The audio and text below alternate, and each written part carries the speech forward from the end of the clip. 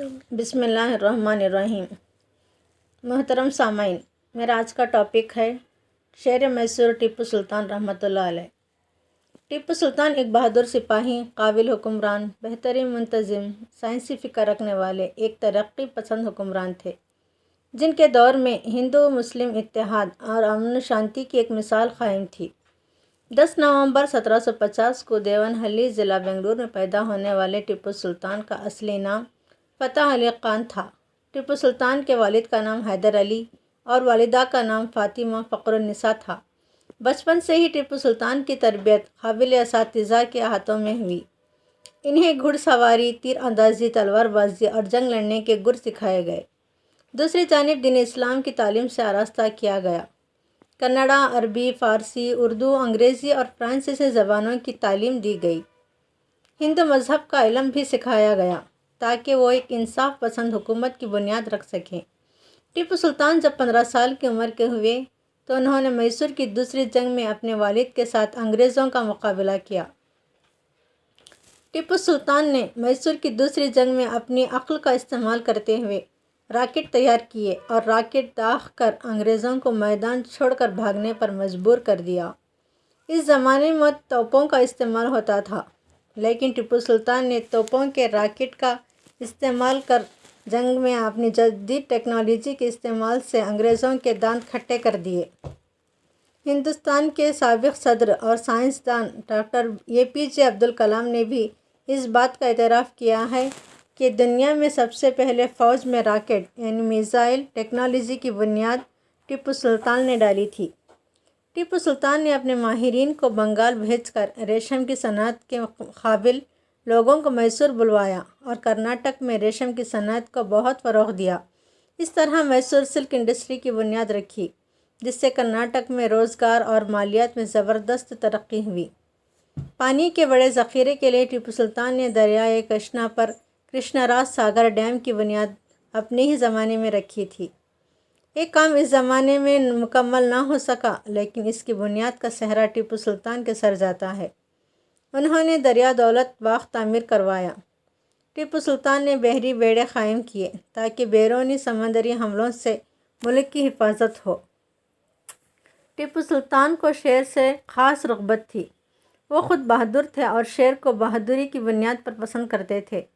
ٹیپو سلطان کا پرچم، دربار، سب کچھ شیر کے نشان سے مزین تھے۔ یہاں تک کہ ٹیپو سلطان نے بچوں کے لیے ایک کھلونا بھی تیار کروایا تھا، جس میں ایک شیر موجود تھا جو ایک انگریز کا شکار کر رہا ہے۔ اس کھلونے کے بنانے کا مقصد یہ تھا کہ میسور کا بچہ شیر کی طرح بہادر بن کر انگریزوں کے لڑنے کا جذبہ اپنے اندر پیدا کرے۔ ٹیپو سلطان کا ایک قول بھی دنیا بھر میں مشہور ہے کہ گیدڑ کی 100 سالہ زندگی سے شیر کی ایک دن کی زندگی بہتر ہے۔ اس قول کے مصداق انہوں نے انگریزوں کے لیے سامنے گھٹنے ٹیکنے کی بجائے شہید ہونے کو ترجیح دی۔ ٹیپو سلطان نے اپنے دور میں کئی اہم فیصلے صادر کیے، جسے میسور ریاست میں شراب پر پابندی لگائی گئی، ہندوؤں کے مذہبی فیصلوں کے لیے پنڈت مقرر کیے گئے اور مسلمانوں کے لیے شرعی فیصلوں کی خاطر قاضی کو تقرر کیا۔ کیرلا کے ایک علاقے میں عورتوں کو اپنا سینہ ڈھکنے کی اجازت نہ تھی، وہ ادننگی حالت میں رہتے تھے۔ ٹیپو سلطان نے انہیں بدن ڈھکنے کا حکم دیا اور اس جاہل رسم کو ختم کر دیا۔ ٹیپو سلطان کے دربار میں ہندو مسلم سبھی درباری موجود تھے۔ وہ ہندو مسلم ایکتا کی ایک شاندار مثال تھے، جس کا سب سے بڑا ثبوت یہ ہے کہ ان کی راجدھانی کا نام سری رنگا پٹن تھا، جسے ایک ہندو دیوی کے نام سے موسوم ہے۔ ٹیپو سلطان نے اس نام کو کبھی نہیں بدلا۔ ٹیپو سلطان کے وزیر اعظم پنڈت پورنیا تھے، جو ایک برہمن تھے۔ اس زمانے میں ہندو مسلم سب مل جل کر تہوار مناتے تھے۔ ٹیپو سلطان نے کبھی مذہبی بھید بھاؤ کو ترجیح نہیں دی۔ انہوں نے مسجد اور مندر دونوں کو عزت بخشی، عزت کی نگاہ سے دیکھا۔ اپنے دور میں جہاں انہوں نے مسجدیں تعمیر کیں، وہیں قریب 156 مندروں کو بھی مالی مدد فراہم کی ہے، جس کے دستاویزی ثبوت آج بھی موجود ہیں۔ کانچی پورم مندر کی تعمیر کے لیے انہوں نے 1000 سونے کی اشرفیوں کا نذرانہ پیش کیا۔ चामुंडेश्वरी मंदिर और मैसूर के नंजनगुड श्री कंठेश्वर मंदिर के लिए सोने चांदी के बर्तन पूजा के लिए अता किए।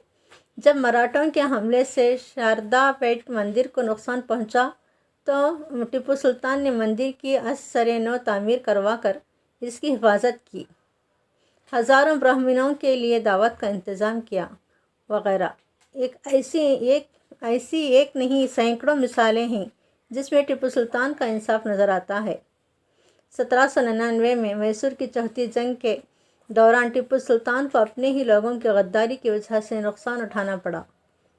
इस जंग को रोकने के लिए उन्होंने अपने 2 बेटों को तक अंग्रेज़ों के पास बतौर ज़मानत रखा था, जिसकी मिसाल दुनिया में कहीं नहीं मिलती।